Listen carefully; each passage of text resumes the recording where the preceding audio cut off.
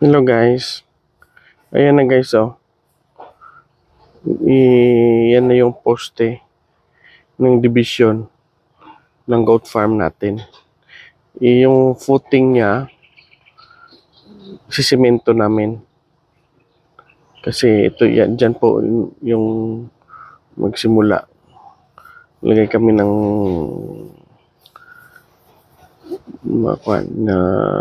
tubo. Yung 2-inch siyang steel tube tubo. Diyan po ibabaon nila o sinisemento yung sa baba, yung puting sisemento. Ito na po yung yellow line, no? Yung tali. Ayan, dyan po magdadaan yung ating dyan po yung division yan. Ayan. Yan na may yellow. Kita nyo guys, may yellow. Ayan. May yellow yan hanggang doon. Tapos, doon sa kabila, magtatanim kami ng yung tubo. Pag lumaki yan, i-harvest ko yan. I-kakuhan ko muna. Magtatanim kami ng mais, maipier, at saka yung Madre de Cacao, yung Indigo Fera. Kasi maganda po daw sa kambing yung Indigo Fera. Sa ngayon guys, dyan sa loob, sa pamagitan ng mga tubo na yan, sugarcane, sa pagitan yan, mayroon na yan dyan mga natanim ko mga mulberry, indigo fera, at saka may mga niyog na po dyan. Dyan lang, natakpan lang ng mga tubo. Yan. Pero pag kinat po yung tubong yan, mapan po yan. Nang kuan yun, kikita yung mga niyog dyan. Marami akong niyog dyan, parang 20 na niyog. Tsaka may talisay tree pa ako na tinanim dyan. Kasi per row tinanim ko isang row galing dito papunta doon, no? Isang row yan, lahat na 4 na row na niyog, isang row na talisay, isang row na indigo fera, isang row na napier. May napier pa ako dyan. Meron dami dyan tanim sa loob ng tubo na yan. Marami dyan. Ito na po. Saka itong sa noon, dito lagi na area sila ni Tanggol. At saka si Marso, nandito. Sa ngayon po, pinalabas ko na sila. Yan, pinalabas ko na. Sila ni Marso at saka ni Tanggol. Doon na sila, sama na sila sa karamihan kung sa mga baka doon yung sa isang area na yun. Doon na sila, isinama ko na sila ng Tanggol doon guys. Kaya minsan na lang natin makikita si Tanggol pag pumunta tayo doon na area. Sa kabilang area po. Isang area po ito. Yung plano ko dito, kambingan. Kadyan taniman para pagkain ng ating kambing. Sa kabalang araw, magko-corn silage tayo. Gawa tayo ng corn silage. Yun po yung gusto ko susunod. At saka magawa tayo ng bunker, yung kagaya ni Sir Jigger Villacorta. Gawa tayo ng bunker para sa ating kambing. At yung guys, yung kambing natin, meron na sila ditong goat house. Dito, kita ko sa inyo sandali. Yan po guys, yung goat house natin dito. Ito na po yung goat house natin. Dito. Sa baba lang sila. Hindi ko nalalagyan ng papag. I-elevate ko na lang po ito yung flooring. I-elevate ko na lang po. Para pag bumaha dito, hindi sila maaabot. Yung kambing natin. I-elevate ko na lang. Yung ating yung sahig dito guys. Yan na. Ito po yung ating goat house. Yan po. At dito sa loob ng ating kambingan na bago, maraming bunga, yung Indian mango. Yan o. Ayan. Ayun. Ang daming may dalawang puno dito. Yan at saka ito. Itong punuan na to, para hindi mo to galawin ng kambing, babalutan ko ito ng sako para hindi nila kakainin. Kasi babalatan po ito nila, mamamatay po itong mangga na ito. Pag hindi ko binalutan, babalutan ko talaga ito ng sako, guys. Ito po yung mangga. Tsaka doon yung tambis, tawag dito sa amin. Ewan ko kung anong tawag dyan sa inyo, guys. Sa tambis po yan. Tawag dito sa amin. Ito. Babalutin ko rin yung katawan yan. Ito. Pag masirado na ito, yung mga kuwan ng kambing, poop ng kambing natin, i-fertilize ko dito sa kanila. So, ito guys, so kagaya nito, sayang lang, nahuhulog lang. Yun o, tambis ba ito? Dito sa amin, tambis. Yan o. Sayang, dami kinakain ng langgam paggabi. Yan na po yung ating excited na po ako. Hopefully sana next month, July, matatapos na ito. Kasi magpapadala lang kami doon banda. Pupunta dito guys. Yan na lang. Yun na lang ang kulang guys eh. Dyan oh.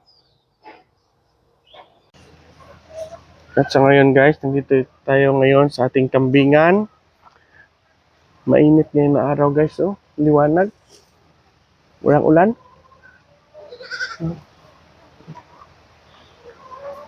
Ano? Makain sila ng kumpay na dahon ng niyog. Yung iba busog na oh. Dito. Si Junmar. Hi Junmar.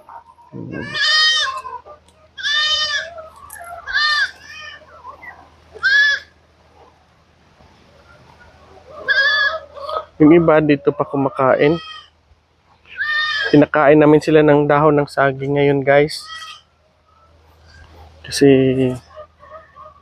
minsan pag kadalasan dito sa amin ngayon, every night po umuulan. Pag umaga, mainit.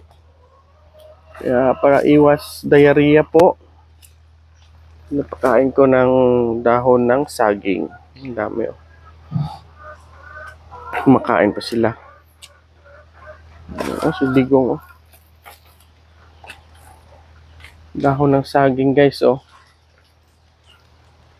Para iwas diarrhea po.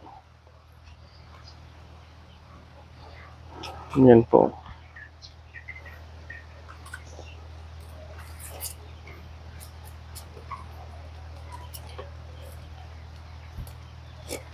Yung mga busog na nakambing natin guys, doon.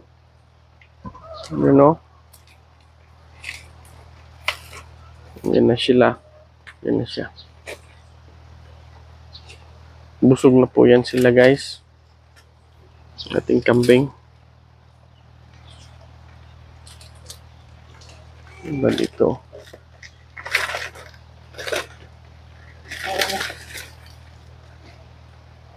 Tingnan niyo si Junmar oh. Tsaka itong isa. Papahawak na naman. Lalambing naman oh. Busog ka?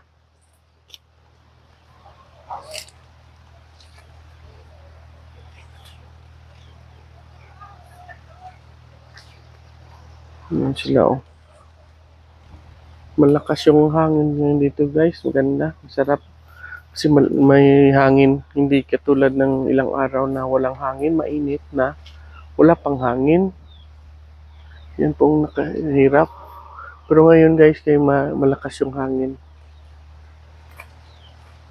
Junmar o nagpapahawak. Yan. Bait po ito si Junmar, guys. Bait po. Sarah, laki na yung tiyan. Pero hindi pa nag-uubro yung kanyang udder. Yan po. Hindi katulad kay Sarah o nag-uubre na kanyang udder.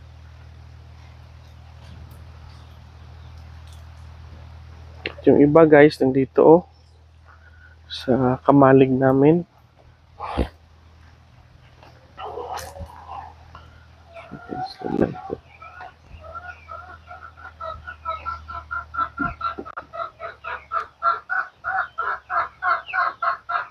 Yung iba nandito, naghihintay ng pakainin ng feeds.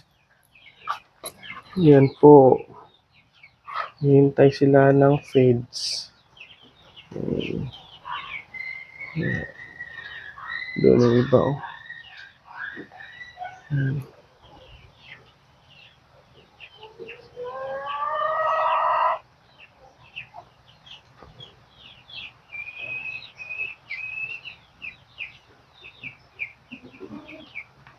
Laki-laki na ng tiyan ni Lali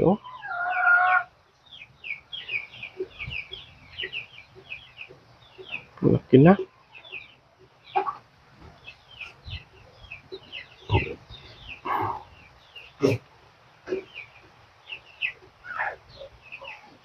Doon sila kumakain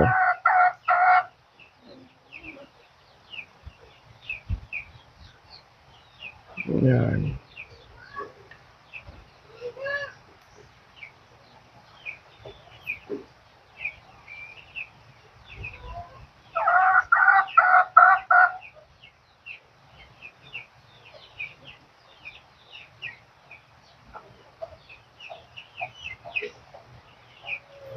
Yung iba nandyan Ano?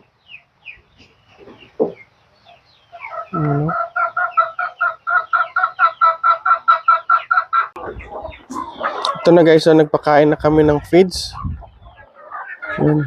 Dito ubos na yung feeds na nahuli pa ako mag-video. Tapos na sila kumain dito ng feeds. Ito na lang ang natira. Saka malakas talaga uminom ng tubig na may molasses yung ating kambing pag kumakain ng feeds. Yan Umiinom talaga sila ng tubig na may molasses. Yan. Maganda po yan sa katawan ng ating kambing guys, yung may molasses na tubig nila. Halika. Samahan niyo ako guys, punta tayo doon sa kabila.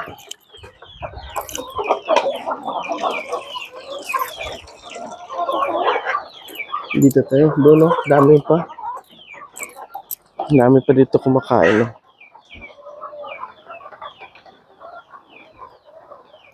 Yan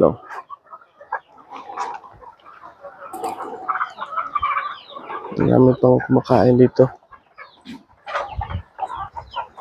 Yung iba, doon. Tapos na. Yung iba dito po.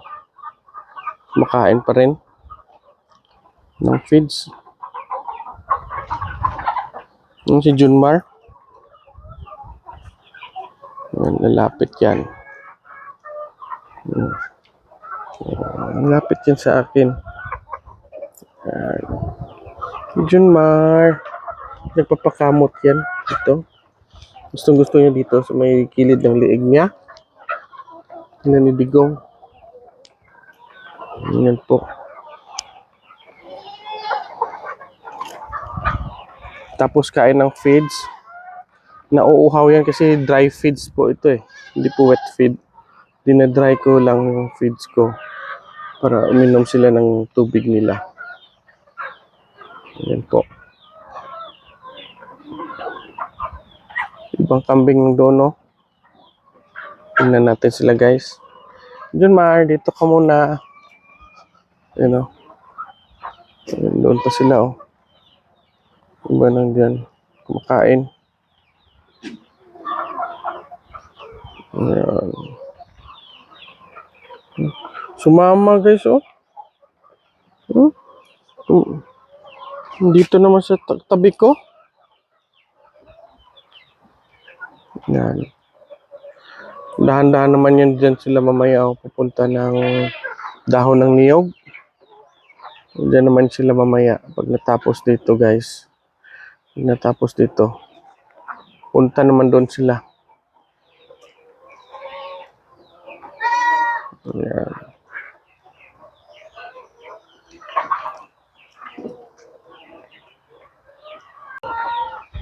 Tingnan nyo guys, oh, bumabalik-balik sila sa tubigan nila. Kain ng feeds, tubig. Kain ng feeds, tubig. Balik-balik lang sila guys. Kasi nauuhaw sila pag kumakain ng feeds. Dry kasi. Dry feeds ko sila. Kaya malakas sila uminom ng tubig. Yan po yung sikreto ko dito.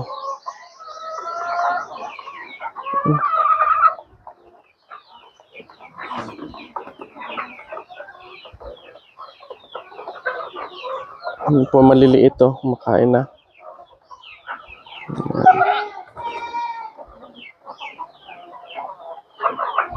Si BBM mo, uminom naman.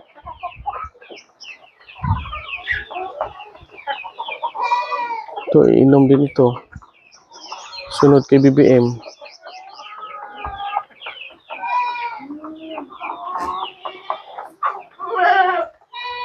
Just di na.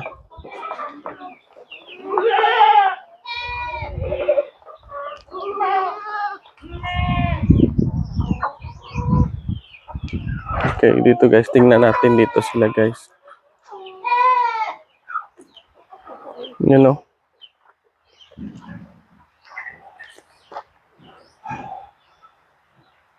Oh, nandito na sila karamihan guys. So, sa dahon ng niyog, tingnan natin. Isa-isahin natin ha. Oh, yun na sila oh. Tapos doon sa feeds, dito na. Kasi, yung kambing, ilang percentage lang yan dapat kakain, yung feeds nila kakainin. Hindi pwede na puro feeds na lang. Pag hindi ako nagkakamali, mga 20% lang dapat. Maximum na kumakain nila yung feeds. Yung 80% dapat damo, green leafy po ang kinakain nila. Hindi po yung normal na 50% feeds na lang. Parang baboy, yung feeds lahat. Hindi, dapat mga kwan lang to. 20% lang ng food intake nila every day. Dapat feeds. Hanggang dyan lang dapat yung feeds. 20%. Yan lang po. Kung 20 kilos, 2 kilos lang yung feeds. 20 kilos na feeds, na sa 20 kilos na pagkain nila. Tapos sila, sinisimot nila.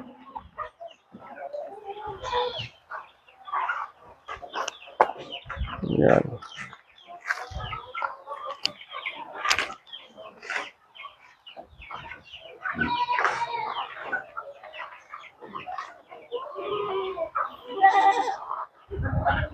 Yan sila oh.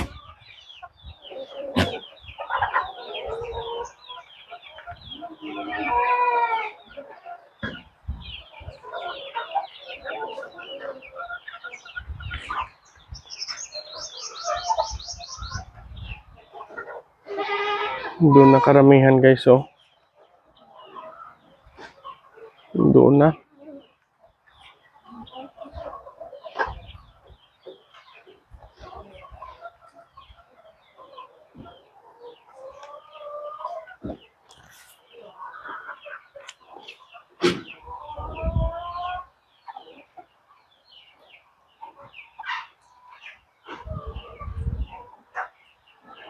Si Digong.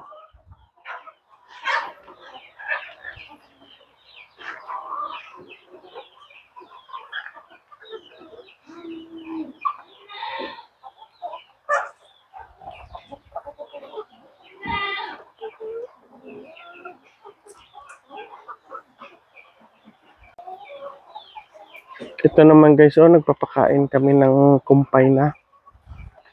Tapos na yung feeds. Kumpay naman namin pinapakain. Yan sila, oh.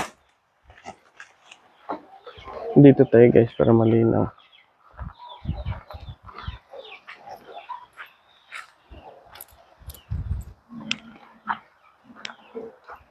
Diyan, oh. Yan, oh.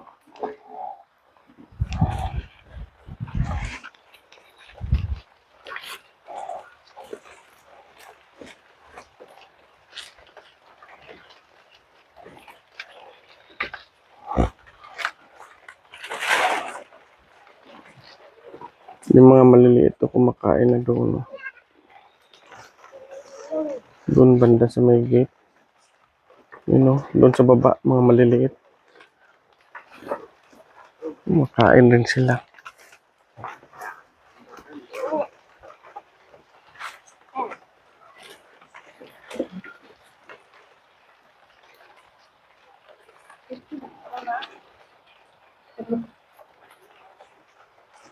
Yan po.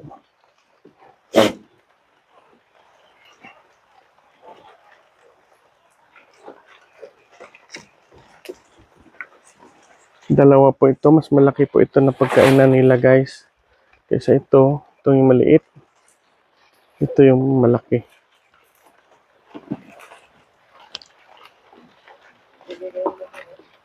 Yan po.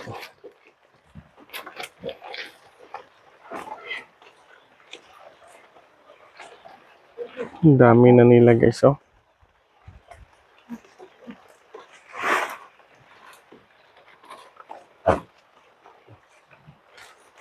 Yan. Sana guys, palang araw ma-upgrade ko ito sila lahat. Yung mga kambing ko, mga upgraded na. Sana. Dahan-dahan lang po sa pag-upgrade. Kasi pag biglain mo, napakamahal. It takes years to po guys sa pag-upgrade ng kambing pag dahan-dahan lang. Para hindi masakit sa bulsa. Balang araw, hopeful ako na yung aking mga kambing ay upgraded na. Yung pangarap ko upgraded lang. Kasi yung gusto kong market, yung target market ko naman is for meat type naman eh. For meat type lang. Ayaw ko yung mga mahirap magbenta yung mga pang breeding. Kasi mahal yun. Sana ma-upgrade ko ito lahat yung mga kambing ko. Someday, in God's time, ma-upgrade ko ito lahat.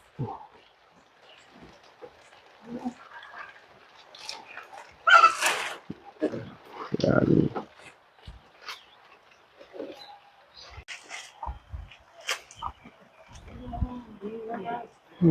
Makain ng mga maliliit.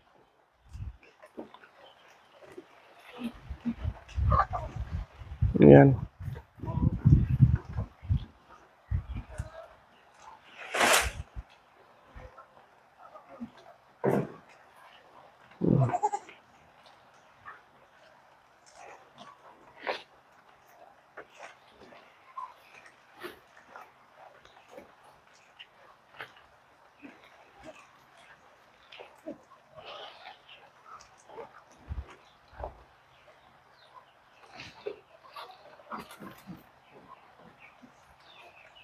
Yan.